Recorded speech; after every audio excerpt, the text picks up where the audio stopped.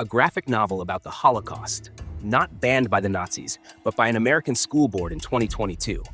That's not a punchline. It's real. It's Maus. The Pulitzer Prize-winning book that told the horrors of Auschwitz through cats and mice. And apparently, that was too graphic, too disturbing, too honest. The story of a Jewish family trying to survive genocide was banned from an 8th grade curriculum in Tennessee. Why? Because it showed a tiny drawing of nudity, and it used the word damn a few too many times. But let's be real. If the worst part of the Holocaust is a few curse words, maybe we're not ready for history at all. But this video isn't just about a ban. It's about a book that tried to tell the truth, and a system that said the truth was too much. So let's talk about what Maus really is, and why it scares people who think children should only learn the easy parts of the past. Published in 1986, Maus is unlike any other Holocaust story. It's not just a history book, and it's definitely not just a comic. It's a memoir, a testimony, a raw confession, told through the eyes of a son trying to understand his father's trauma. Art Spiegelman, the author and illustrator, tells two stories at once. The horrific journey of his father Wladek, a Polish Jew who survived Auschwitz, and his own struggle to connect with that father years later in New York. One man trying to survive a death camp, the other trying to survive the silence it left behind. Instead of using photos or traditional drawings, Spiegelman chose animals. Jews are mice, Nazis are cats, Poles are pigs. It sounds strange, almost childish, but that's the genius of it. By using animals, Spiegelman strips away identity and then slowly rebuilds it. You don't see people, you see predators and prey, power and vulnerability. It's a visual metaphor for the world his father barely escaped. And yet, despite the animal masks, this might be one of the most human stories ever told. There's no heroic music, no neat resolution, just fear, starvation, guilt, bitterness, and a son trying to piece together a story that's already falling apart. This isn't just a book. It's a mirror for families broken by war, for generations haunted by survival, and for readers who think they already understand the Holocaust. If Maus was just about war, it would be easy to process. But it's not. It's about what war leaves behind, in bones, in bloodlines, in bedtime silences. Lesson 1. Trauma doesn't end when the war does. Wladek survived Auschwitz, but he didn't survive peace. He became paranoid, stingy, anxious, a man who hoarded food even decades later. And that's not fiction. That's what trauma does. It doesn't scream, it whispers for the rest of your life. Lesson 2. Children inherit what history won't say out loud. Art grows up not in the war, but in its shadow. And that shadow raises questions he can't answer.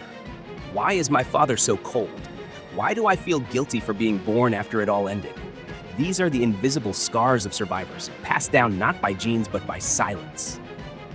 Lesson 3. Survival doesn't always look noble. Wladek is complicated. He's not a perfect victim. He's racist, sometimes bitter, often difficult, and that's what makes him real. Maus doesn't give us saints. It gives us humans, broken, flawed, but alive. That's what makes the book uncomfortable. Because real survival stories don't come with moral clarity.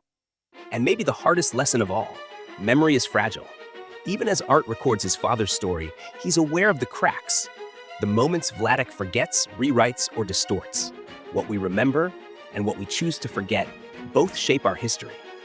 So when a school board says Maus is too graphic, maybe what they mean is, it's too honest. Because these lessons aren't easy. They weren't meant to be. In January 2022, a Tennessee school board voted to remove Maus from its 8th grade curriculum. The official reasons? Inappropriate language, depictions of nudity, and a disturbing tone. And yes, the nudity they were referring to? A tiny cartoon mouse in a bathtub. You can't make this up. Let's be clear, this wasn't a book being forced onto students. It was already part of a state-approved curriculum about the Holocaust. The point wasn't to entertain, it was to educate, to confront kids with a difficult past, using a medium they might actually connect with. But apparently, a few swear words and the uncomfortable truth of genocide crossed the line. Not the gas chambers, not the starving children, not the depiction of systemic hate. No, The problem was a couple of four-letter words and a comic strip mouse without clothes.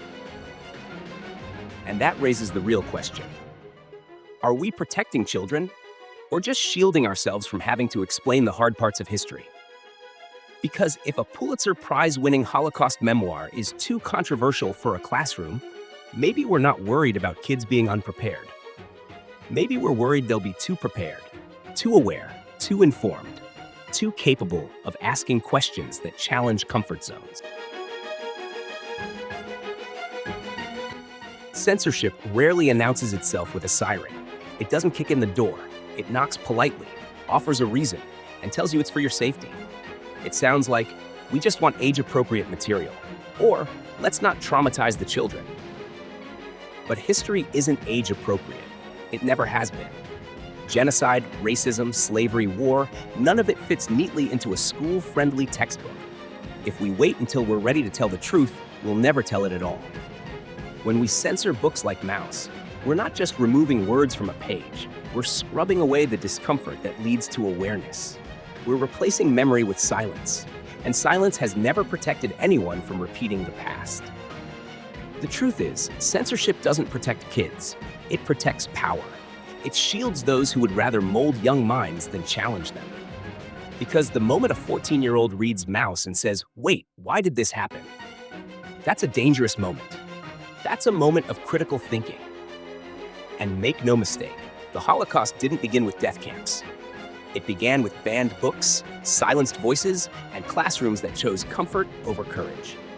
So if we're banning Maus to protect our children from reality, maybe we've forgotten what happens when the truth is the first thing to go. So why does Maus still matter? Because it's not just about the past. It's about how we carry it, how we pass it down, how we face it, and sometimes how we try to bury it. It teaches us that survival is messy, trauma is inherited, and memory is sacred. It shows that art can tell truths textbooks can't, and that a comic book can carry the weight of genocide more honestly than a lecture ever could. It matters because somewhere, a student will read Maus and understand that history doesn't always come with answers, that the world is complicated, that pain doesn't make you noble, and that surviving isn't always the end of the story. Sometimes it's the beginning of another one. And maybe, just maybe, that student will grow up not just remembering what happened, but refusing to let it happen again. Banning Maus doesn't erase the Holocaust. It erases our willingness to understand it. And in a time when facts are debated and history is edited, we need books that don't flinch. Books that challenge, provoke, disturb, and awaken. Because if mice can speak truth to power, then maybe so can we. They banned Maus over a tiny drawing, not because it was dangerous, but because it told the truth. Now ask yourself, if they can silence this, what else are they burying? At Band-Aid, we dig it all up. Banned books, blocked ideas, blacklisted products, the stuff they don't want you to think about. If that fires you up even a little, subscribe before this gets buried too.